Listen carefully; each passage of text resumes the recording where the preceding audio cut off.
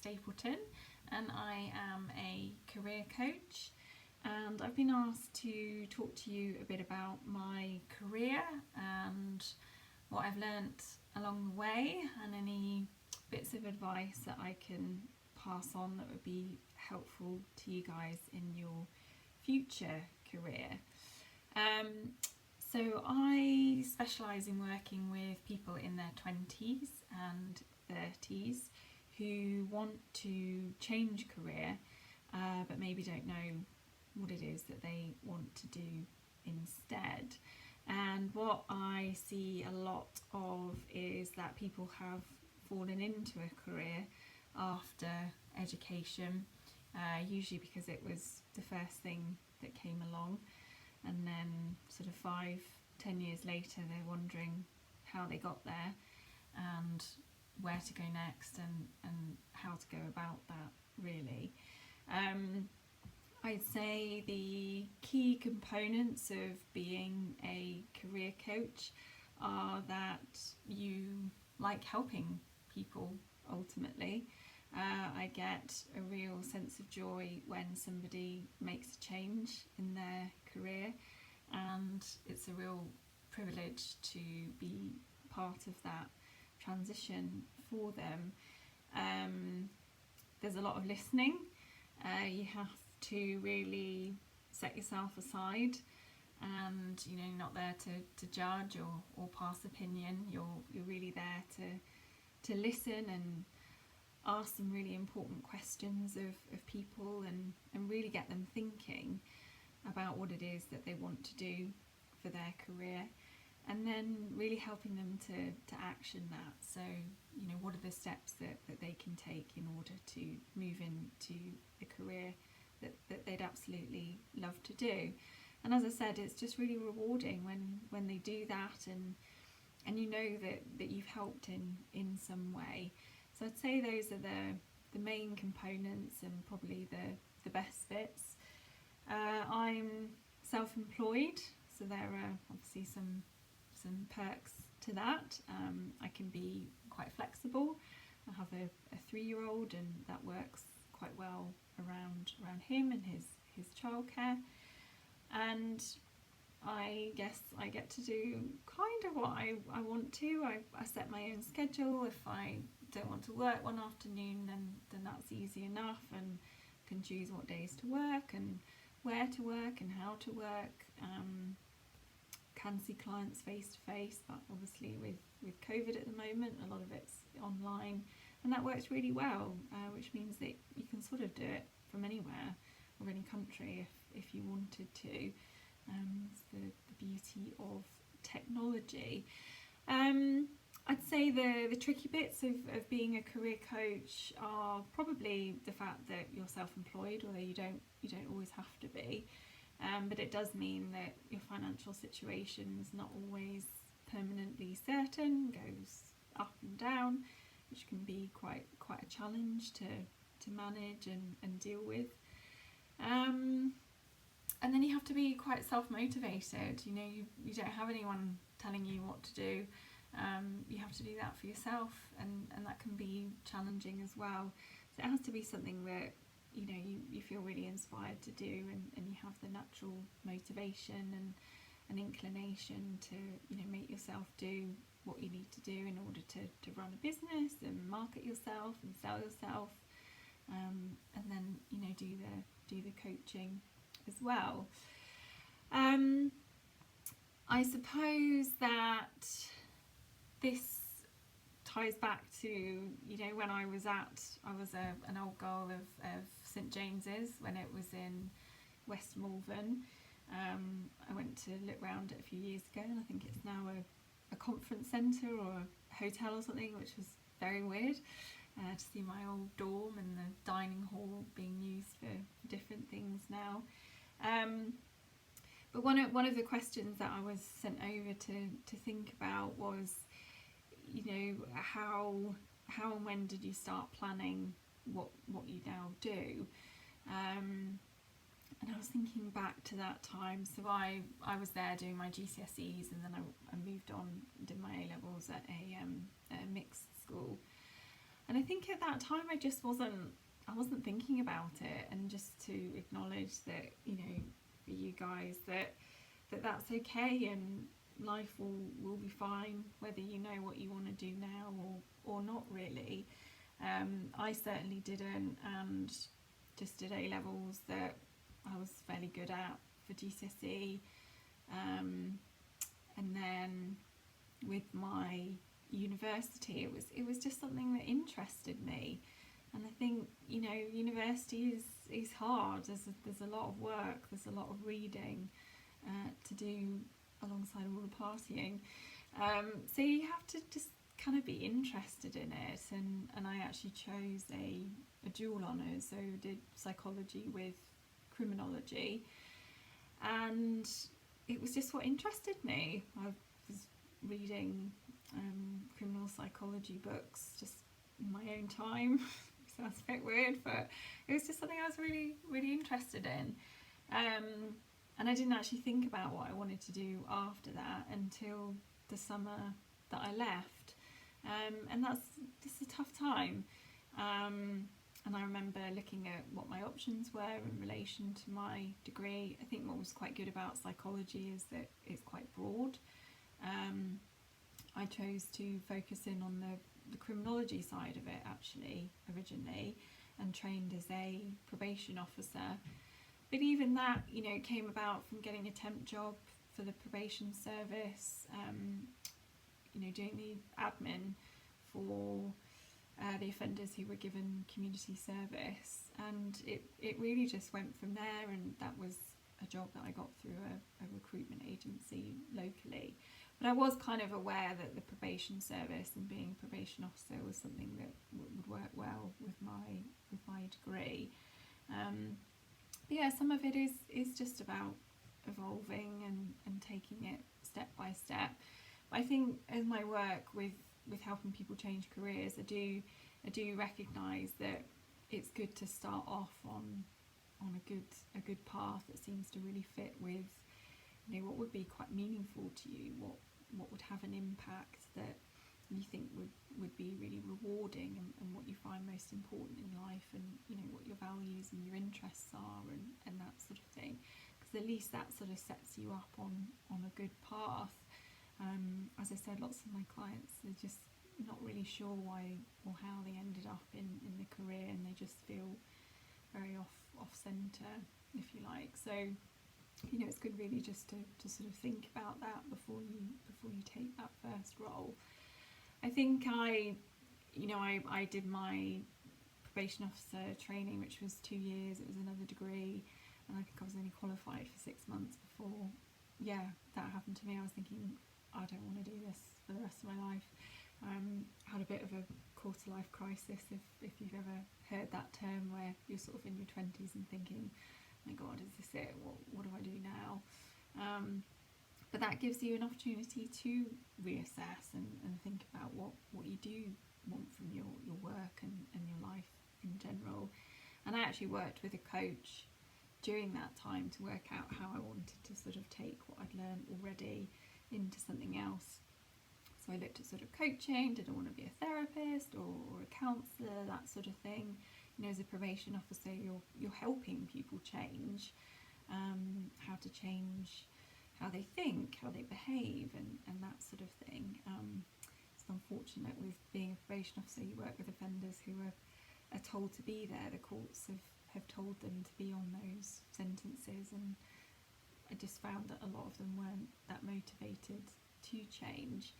So I think that was the main frustration. And, you know, I was quite young, early 20s, dealing with quite, you know, horrific crimes and that sort of thing. And I do remember thinking on a Monday morning, not sure I want to do this for the rest of my life.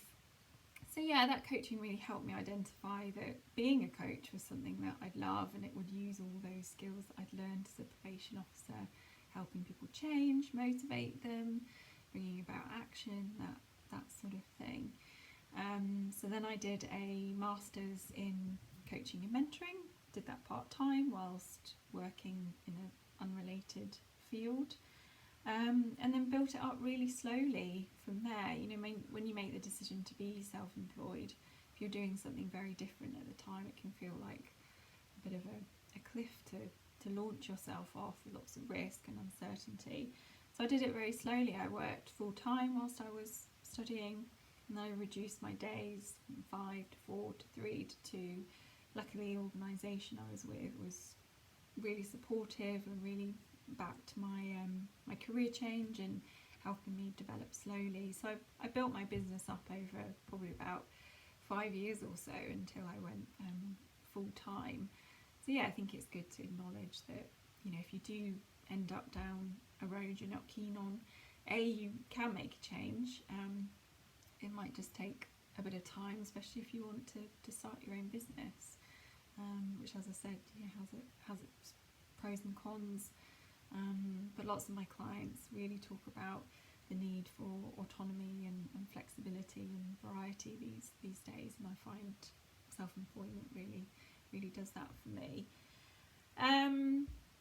So in terms of other bits of advice, I'm just looking at the questions I've been sent through to keep me on track.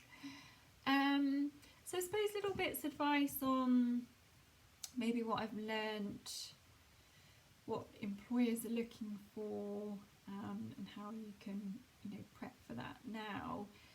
I suppose I think my main experience would be that what's most appealing to employers is relevant work experience.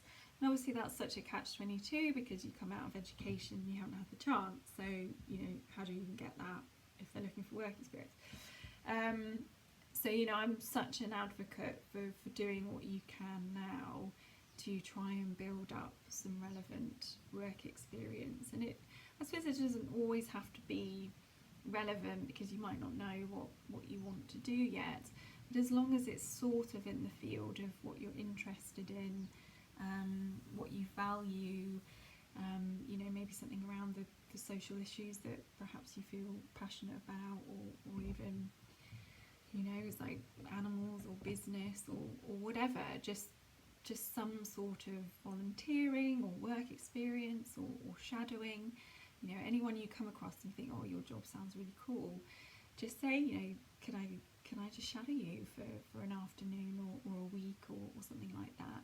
Or you can look at those more formal work experience schemes or internships or that sort of thing. And maybe initially it might be about, you know, doing a bit of temp work or contract work or covering maternity leave and that sort of thing, where it's not so important that you have exactly the right work experience. But I do think that seems to be a key one, along with just the ability to engage with other people. You know, if you've got good social skills, good emotional intelligence, you can be quite empathetic and read other people, read a situation well and respond accordingly. That can really work in your favour too. So yeah, and I think a lot of that is building up your own self-awareness. You know, just, it's not something I did, but in hindsight I think it'd be quite helpful to really just get to know yourself, build up that self-awareness, what you like, what you don't like, what you stand for. As I keep saying, you know, what your values are, what's important to you, because that can really just give you a bit of a direction. But then also that comes across really well when you enter the workplace. You know, if you've simply just been in an educational environment, it is a bit of a leap into working with other people and work agendas and that sort of thing. So I think if you've had the chance to get to know yourself a bit, you know, grow and develop and mature, that can really set you apart as you enter the workplace. And one way of doing that is just to try new things as well. You know, maybe you don't really know what you like or what you don't like at the moment, and a lot of that is about just experimenting. You know, just doing things that you like the sound of for the first time. See how it feels. Is it your thing? If it's not, then don't worry about it. If it is, then let that lead on to elsewhere. but just to try and enjoy it, and just to find what lights you up really, where you feel most alive and where you get that energy from. And I think the other thing to work on is to kind of just be okay with rejection and criticism. We don't get that a lot in our educational lives, so it can rub a bit when it happens in the workplace.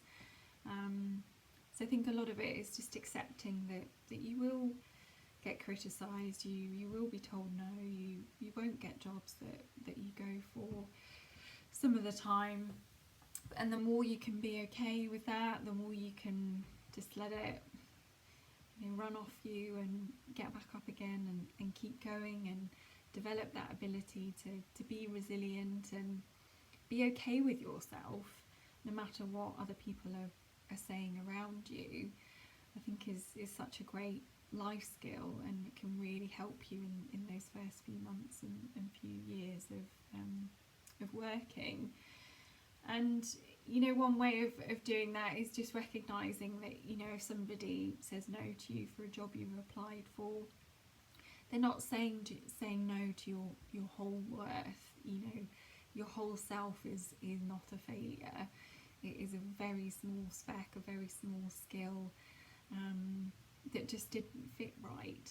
And actually, if you're told no for a job, it's a good thing, because it means they're acknowledging that the fit's not right. And when they say yes, that's fantastic, because it usually means that you'll fit in, that you've got the skills and the strengths to do well at that job. So yeah, as I said, just recognising it's just a small part of you. It is not your whole worth. There's no reason to feel like your whole self is a failure, or your whole self is being criticised. It is just a very small part of you. And I think the more you can be okay with that, then the more, just the easier the ups and downs of life can be for you. So what other questions can I see? So CVs and interviews. I think my main advice on that one is to, maybe something you've heard before, but it's just making sure that every application is bespoke. And this probably goes for university applications as well. There's no point sort of going at it with a scattergun blanket approach. If you send out the same CV for different roles and different organisations, it's just not gonna land. There's some crazy stat that recruiters look at your CV for less than 3 seconds. So it has to be really bespoke to that role, that organisation, which means you've got to do your research and show that you're actively interested in that specific role, working for that specific company, not just because a recruiter's put it in front of you, or you found it online, or whatever. Use the same keywords that describe the skills and the strengths that they're looking for. Some companies now use these sort of computer algorithms to make sure that those keywords are in there, for example. So use their words to describe the talents and the qualities that you have. And then in interview, demonstrate that you've done your research, that you understand what the company's about, what they stand for, what their mission is. Ask questions about their strategy, where they're headed. Try and bring up bits of work or press coverage that they've had to show that you're really engaged, and not just trying to find whatever is out there. And then with interviews, I think it is just recognising that it is a two-way conversation. It's an opportunity for you to ask questions of them as well, and acknowledge what's important to you. Maybe it is about the culture, or what your manager's like, or what the role involves, and what the day looks like, that sort of thing. So come up with some really good questions that are meaningful to you, that you want to find out at the end of the interview, so that you can assess the fit as much as they are. And also to practice interviews as well. There are some great resources online with typical interview questions, and practice those with your friends or your parents or whoever, and practice saying it out loud as well, and practice somebody asking you off the cuff of the questions, and just sitting with that experience of it being a bit awkward and uncomfortable, because the more that you sit in that space, the easier it is as you get on, and time goes by, and the more interviews that you have, then it gets easier. So yeah, practice out loud, and practice your answers as well. And there's a really good technique called the STAR technique, which you may have heard of, which you can look up online. So it's that with your answers, you talk to them about the situation, the task, the action that you took, and the result that you got, so that you can really demonstrate the impact that you made in those examples that you're coming up with. And again, that's why it's important to have done as much work experience as possible, and those voluntary opportunities, or everything that I just discussed there, or even courses, whether they're short courses or online courses or whatever. They just give you the material to be able to discuss in interviews, and examples that are sort of more relevant perhaps to the workplace, as opposed to them being simply based on your educational experience. And then one of the other questions that I was sent over was about how do I sort of see my particular profession shaping up over the next few years, impact of COVID and that sort of thing. It's a tricky one. I mean, I feel incredibly grateful that my work translates to online incredibly well. It's just as effective. And I still have work, which is great. I was a bit worried that people wouldn't be prioritising their careers, but actually in a crisis people do reassess their priorities. So in terms of coaching, I think as long as people have careers and they need someone to talk to, then coaching is a pretty strong field. They are looking at ways to create AI around it, so that a robot can ask you objective questions. I can only hope that's a long way off, and that the human mind will always be the most effective to have a conversation with.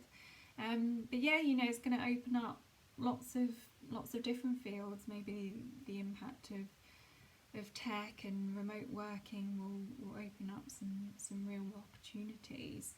Who knows? I think only time will tell.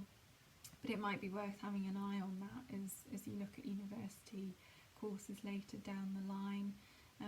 But also recognising university is not the be-all and end-all. If you've got an inclination towards a particular industry or a role now, and you don't think actually having a degree would be of any more use, and maybe work experience would be more effective, then look at that. I think we do always assume that the next step is university, and that's not always the case. There's some great vocational schemes and that sort of thing. So I think those probably my main bits of advice. One of the last questions was what key pieces of advice would you give to your younger 16 to 18-year-old self? And I was thinking back to my days at St James's, and I think perhaps one thing I would say to myself is just try not to fit in so much. I remember doing things because other people were doing them, just trying to be sort of cool and that sort of thing. And yeah, that's all part of the journey, I guess. But just being aware of that, if you're doing things that seem to take you away from who you are and what you're all about, then try and stand up for yourself and stand up for for who you are and try and keep that core identity going.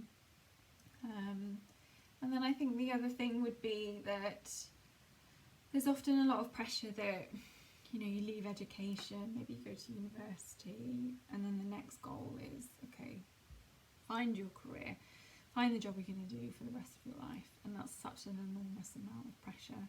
And I think just acknowledging that sometimes our careers are the journey.